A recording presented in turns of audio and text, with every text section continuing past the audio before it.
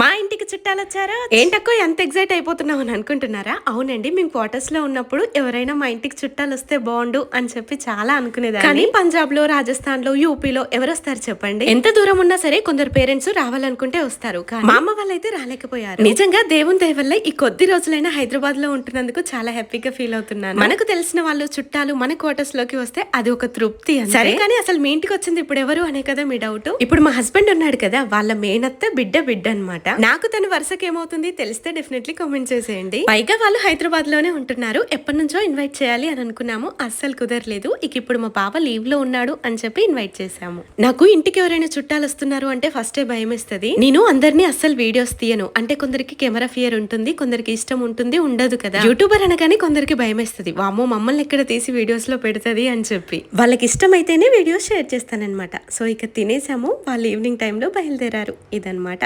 Like ఇవ్వచ్చు కదా. Thank you.